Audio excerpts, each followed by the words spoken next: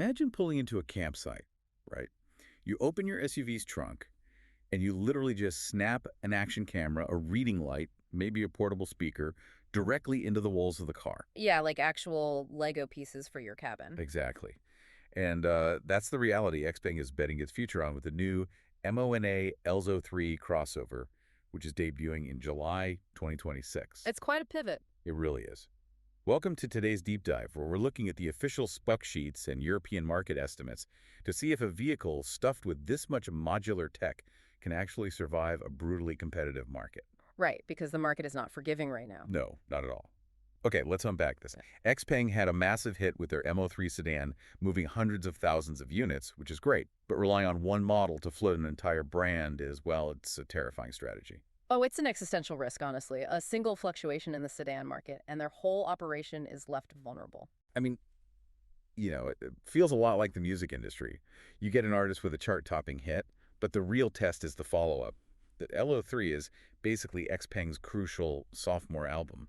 I see the comparison, but if we connect this to the bigger picture, it's actually much higher stakes than a bad album. Fair point. A band flops, they lose face, right? But if the L03 flops, it's a threat to XPeng's entire manufacturing supply chain. The M03 succeeded because the sedan market had some breathing room. Right, whereas the L03 is diving straight into the compact SUV space. Exactly. They are fighting BYD's Yuan Place US, a car that easily moves 30,000 units a month just based on sheer dealer network dominance and manufacturing scale. Which is wild. And since XPeng can't outmuscle BYD's established network or, match their pure volume, they're forced to fight on a completely different battlefield. The interior. Yep, the interior cabin experience. And here's where it gets really interesting.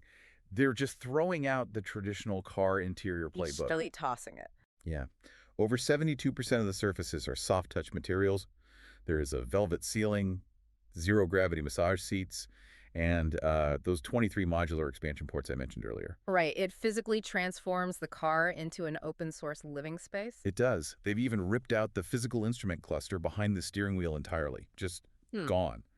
Replaced with a massive 26.8-inch head-up display projected right onto the windshield. Which is, that design choice isn't just about looking futuristic. By removing the physical cluster, they're forcing the driver's eyes up, seamlessly blending digital driving data with the physical road. Oh, that makes sense. Think of XPeng playing the Android strategy here. BYD and Tesla operate like Apple, right? Closed, rigid ecosystems where they dictate the user experience. XPeng is offering open-ended, modular hardware to let you customize the physical space. While simultaneously trying to democratize the software side, too. Exactly. Speaking of software, let's look at the brain of this thing. The L03 packs dual Turing AI chips and runs VLA 2.0 autonomous driving. That's a lot of compute. It is.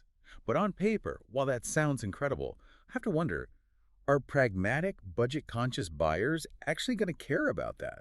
Or do they just want a reliable commuter car? Oh, they will absolutely care once they realize what VLA 2.0 actually does. Wait, really? Yeah, because VLA stands for Vision Language Action. Unlike older autonomous systems that just rigidly follow lane lines, this AI model interprets context much like a human driver. How so? Well, it sees a ball roll into the street, understands from its training data that a child might be chasing it, and preemptively slows down. Okay, wow.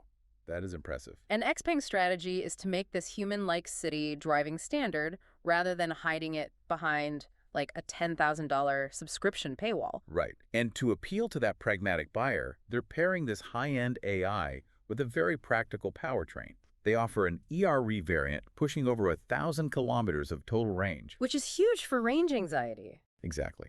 And for those of you tracking this case, you know how an extended range setup uses a small gas generator solely to keep the battery topped up. So it solves long-distance anxiety while retaining that instant EV torque in the city. Yeah, they are basically marrying hyper-advanced AI with road trip reliability. Totally. So if you're keeping score at home, what this really means for you is that the L03 is acting as a major market wedge. First, the pricing strategy is incredibly aggressive. Very aggressive. Aiming under 150,000 yuan in China and an estimated 25,000 to 30,000 euros for the European rollout.